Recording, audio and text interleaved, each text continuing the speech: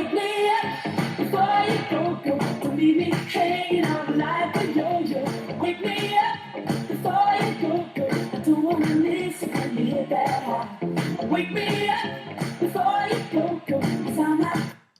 See, DreamWorks? I play old songs that adults like too. Hire me. Hello and welcome to my review of the new DreamWorks animated film, Megamind, starring Will Ferrell, Brad Pitt, Tina Fey, and Jonah Hill. Yeah, you thought you were rid of Wham, but you weren't. I brought it back. I'm so sorry. Be very afraid. Anyway, movie to talk about. This film centers on a typical supervillain played by Will Ferrell. He's kind of a blue, big-brained. He's kind of like the leader from The Incredible Hulk. And he lives in generic city number 5, kind of metropolis spoof. And Metro Man is the main superhero played by Brad Pitt. And he's like the king of the town, as superheroes tend to be. They've had countless battles that have all ended in the typical cliche way. But one time, in an average battle, Megamind accidentally kills Metro Man, and he has the city all to himself, and then he realizes he doesn't know what the hell to do when there is no superhero to kick his ass. This leads to a plot to create a new superhero, and craziness ensues. Wait a minute, I reviewed this movie 3 months ago. What kind of game are you trying to put on me? Really? You swear? Huh. Funny how deja vu works. Now this has been a solid year for animated movies thus far. There's been Toy Story 3, How to Train Your Dragon, a couple others, and I don't know. This film never really looked like it would stack up to me. I mean, it just looked very mediocre. I went in there hoping for a surprise, and I didn't get one. The best way I can describe the experience of watching this movie is imagine a very annoying little kid who constantly pokes you, and you try to blow him off. You're like, oh, shut up, and he's just giving you a migraine because he's just poking you, trying to get your attention, just desperately pining for attention. And then when you finally look at him, he says something funny. That's my experience with this movie and with this character.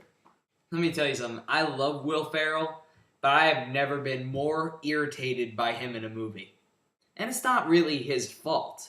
It's mainly the script, which writes him as such a cliche, and I get that's the point, but you have to make him somewhat likable. He's so annoying with the high voice, and everything has to be so dramatic, and it's just like, come on. It's funny for about 15 minutes, and then you just want to just slap Will Ferrell in the face and just be like, shut up, dude. It was like watching Dane Cook do a supervillain impression for 2 hours. Everyone else in the cast is alright. I'd say Brad Pitt fared the best, but no one's really playing against type. Like, everyone's just kind of playing themselves. The movie does have a couple clever moments, and it actually has a lot. And that's what saved it from being painful for me. I'd say every 5 minutes there'd be a pretty good line that I'd chuckle at. I never laughed at this film, but it kept a decent amount of jokes coming to where you have to laugh at some of them. It's just, they throw everything at the wall, so something's gonna hit. And every so often, Will Ferrell would say something that was funny. I'd be like, yeah, I see the appeal of this character, but then he would just drone on, and the jokes repeat so often. And I hate it when they use a pun in a movie, and they think they're so hilarious that they'll use it 10 times. They did that with a good and bad pun in this film, and then they do something at the end with a certain MJ song that is a little unforgivable. That being said, film is nice to look at. It's beautifully animated. The characters are very vivid and expressive. The environments look great, especially when there's destruction going down. So it's a nice looking film.